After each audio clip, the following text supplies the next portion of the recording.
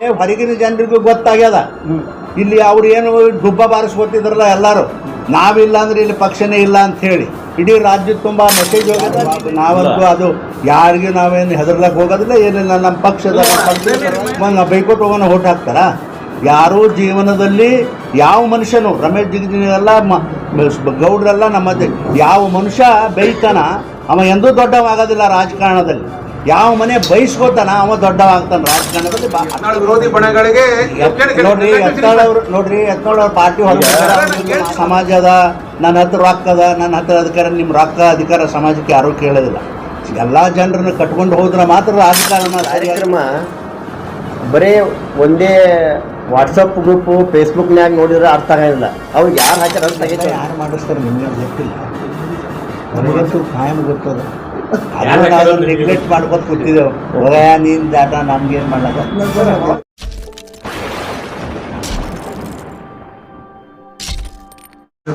ಜನಾಕ್ರೋಶ ಯಾತ್ರೆ ಜನರ ಆಕ್ರೋಶಕ್ಕಿಂತ ಯತ್ನಾಳ್ ವಿರುದ್ಧದ ಶಕ್ತಿ ಪ್ರದರ್ಶನ ಆಗಿರೋ.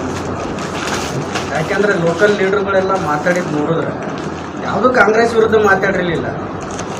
ನಾವು ಭಾರತೀಯ ಜನತಾ ಪಕ್ಷದ ಒಂದು ವ್ಯವಸ್ಥೆಯೊಳಗೆ ನಾವು ಮಾಡಿದ್ದು ಇದು ರಾಜ್ಯದಲ್ಲಿ, ಬರೀ ಬಿಜಾಪುರದಲ್ಲಿ ಮಾತ್ರ ಅಲ್ಲ, ನಾವು ಮಾಡಿದ್ದು ಕಾಂಗ್ರೆಸ್ ಸರ್ಕಾರದ ವಿರುದ್ಧನೇ.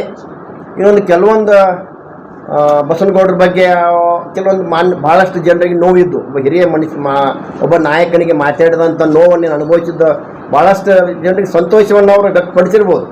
ಆದರೆ ನಮ್ಮ ಉದ್ದೇಶ ಅಂದರೆ ಯಾವುದೂ ಇಲ್ಲ. ನಮ್ಮ ಉದ್ದೇಶ ಕಾಂಗ್ರೆಸ್ ಸರ್ಕಾರದ ವಿರುದ್ಧನೇ. ಒಂದು ಸ್ವಲ್ಪ ವಿಜಯಗೌಡರ ಭಾಷಣ, ತಮ್ಮ ಭಾಷಣ, ಅಡವಳ್ಳಿಯವರ ಭಾಷಣ ಒಂದು ಸ್ವಲ್ಪ ರಿಮೈಂಡ್ ಮಾಡ್ಕೊಂಡ್ಬಿಟ್ರೆ ಎಲ್ಲಿಯೂ ಕೂಡ ನಿಮ್ಮದು ಕಾಂಗ್ರೆಸ್ ವಿರುದ್ಧ ಅನ್ನೋಕ್ಕಿಂತ ಹೆಚ್ಚಾಗಿ ಜಿಲ್ಲಾ ಪಕ್ಷದ ಒಂದು ಒಗ್ಗಟ್ಟು ಪ್ರದರ್ಶನ, ಮತ್ತು ಜಿಲ್ಲಾ ಪಕ್ಷದಿಂದ ಏನು ಯಾರು ಅಸಮಾಧಾನಿತರು ಹೊರಗೆ ಹೋಗಿದ್ದಾರೆ ಅದರಿಂದ ಏನು ನಮಗೇನು ವ್ಯತ್ಯಾಸ ಆಗಿಲ್ಲ ಅನ್ನೋ ರೀತಿಯೇ ಇತ್ತು. ಎಲ್ಲಿಯೂ ಕೂಡ ನೀವು ಕಾಂಗ್ರೆಸ್ ಲೀಡರ್ಗಳ ಬಗ್ಗೆ ವಾಗ್ದಾಳಿ ಮಾಡಲಿಲ್ಲ, ಬೆಲೆ ಏರಿಕೆ ಬಗ್ಗೆ ವಾಗ್ದಾಳಿ ಮಾಡಲಿಲ್ಲ. ನಾವು ಮಾತಾಡಿದ್ದೀವಲ್ಲಪ್ಪ ಎಲ್ಲರೂ. ಈ ಸರ್ಕಾರದ ಬಗ್ಗೆ ಮಾತಾಡಲಿಲ್ಲ. ಅತ್ಯಂತ ಭಾಳ ಕೆಟ್ಟ ಶಬ್ದದಿಂದಂತೂ ಮಾತಾಡ್ಯಾರ. ನಾನು ಆಯಿತು. ಈಗ ನಿಮ್ಮ ಅಭಿಪ್ರಾಯ ಏನು? ಬಲ ತೋರಿಸ್ಬೇಡ ಹೇಳಿ. ಆಯ್ತು ರೀ. ಇದು ಬಲ ಬರೀ ಯತ್ನಾಳ್ ಅವ್ರ ವಿರುದ್ಧ ಅಲ್ಲ, ಕಾಂಗ್ರೆಸ್ ವಿರುದ್ಧವೂ ಕೂಡ ನಾವು ಬಲ ತೋರಿಸಿದ್ದೇವೆ. ಏನು ನಾವು ಯಾರು ನಾವಂತೂ ಅದು ಯಾರಿಗೂ ನಾವೇನು ಹೆದರ್ಲಕ್ಕೆ ಹೋಗೋದಿಲ್ಲ, ಏನಿಲ್ಲ. ನಮ್ಮ ಪಕ್ಷದ ಆಯ್ತು ರೀ. ನೋಡ್ರಿ, ದಯವಿಟ್ಟು ಅದನ್ನೆಲ್ಲ ಕೆದರಬೇಡ್ರಿ. ನಾವು ಮಾಡಿರೋದು ಸರ್ಕಾರದ ವಿರುದ್ಧ. ನಮ್ಮ ಪಕ್ಷ ಬಿಟ್ಟು ಹೋದರೂ ಕೂಡ ಇಲ್ಲಿ ಪಕ್ಷ ದೊಡ್ಡದೇ ವಿನಃ ರಮೇಶ್ ಜಿಗಜಿಣಗಿ ದೊಡ್ಡದಲ್ಲ ಅನ್ನತಕ್ಕಂಥ ಮಾತು ಭಾಳ ಸ್ಪಷ್ಟವಾಗಿ ಹೇಳಿದೆವು. ನೀವೆಲ್ಲ ಅದ್ರ ಬಗ್ಗೆ ಏನು ಕೆದರ್ಲಕ್ಕೆ ಹೋಗ್ಬೇಡ್ರಿ. ನಾವ್ಯಾರು ಅದಕ್ಕೇನು ಹೆದರುದಿಲ್ಲ. ಸುಮ್ಮನೆ ತಲೆ ಕೆಡಿಸ್ಕೋಬೇಡ್ರಿ. ಪತ್ರಿಕೆ ನೋಡ್ರಿ, ನೀವೇ ಹೇಳಿದ್ರಿಲ್ಲ ಸಾಹೇಬ್ರ. ಆಯ್ತು ರೀ. ನೋಡ್ರಿ, ಈಗ ಯಾವಾಗಾದ್ರೂ ನೀವು ಮಾತಾಡೋ ಮುಂದೆ ಸೀದಾನೆ ಮಾತಾಡ್ತೀರಿ, ನೀವು ಒಳಗೆ ಒಂದು ಇಟ್ಟೆ ಮಾತಾಡ್ತೀರಿ. ನಾವು ಒಂದು ಒಳಗೆ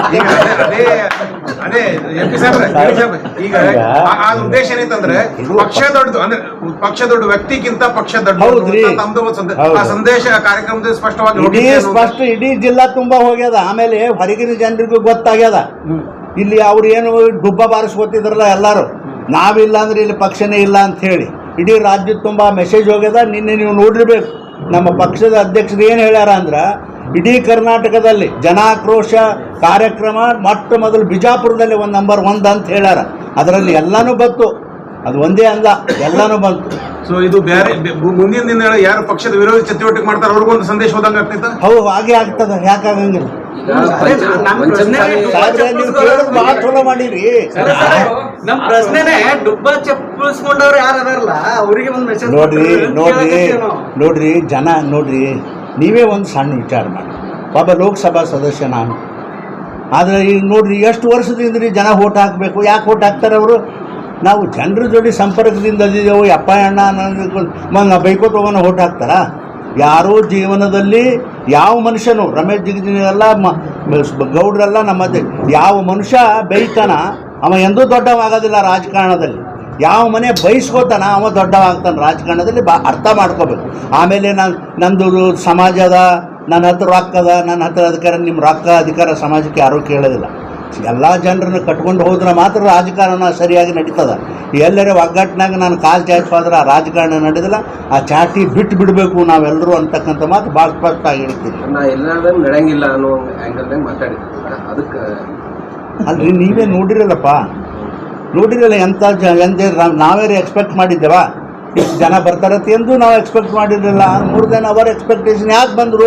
ಅವ್ರು ಖುಷಿಯಾಗಿ ಬಂದಾರ ತಾನೇ, ಅವ್ರು ಅವರೇ ಬರ್ತಿದ್ರು ಅಲ್ಲಿ ಆ ಕಾರ್ಯಕ್ರಮಕ್ಕೆ. ಅಂದ್ರೆ ಇಷ್ಟೇ ಹೆಂಗ್ ವೈಭವ ಆಯ್ತು ಸರ್ ಅದು? ಅದೇ ಅವ್ರಿಗೆ ಕೇಳ್ರಲ್ಲ ನಮ್ಮ ಜನರಿಗೆ, ಅದಕ್ಕೆ ಮತ್ತೆ ಅವ್ರಿಗೆ ಹೇಳಕ್ ಅಭಿನಂದನೆ ಹೇಳಕ್ ನಿಮ್ ಪ್ರಕಾರ ಯತ್ನಾಳ್ ವಿರೋಧಿ ಬಣಗಳಿಗೆ ನೋಡ್ರಿ ಯತ್ನಾಳ್ ಅವ್ರ ಪಾರ್ಟಿ ಹೊರಗೆ ನಾವು ಮಾತಾಡೋದು ನಮ್ಮ ಪಕ್ಷದ ಸಂಘಟನೆ ಬಗ್ಗೆ, ನಮ್ಮ ಪಕ್ಷದ ಕಾರ್ಯಕರ್ತರು. ಪ್ರಶ್ನೆ ಕೇಳಕ್ಕೆ ಅವಕಾಶ ಕೇಳ್ರಿ ನಿಮ್ಗೆ ಯಾರು ಬೇಡ ಅದು ಯತ್ನಾಳ್ ವಿರೋಧಿ ಬಣದ ಅವ್ರಿಗೆ ಒಂದು ವೇದಿಕೆ ಆಗಿತ್ತು. ಅದು ಅಂದ್ರೆ ನಾವು ಒಗ್ಗಟ್ಟು ತೋರ್ಸಕ್ ಒಂದು ವೇದಿಕೆ ಸಿಕ್ತು.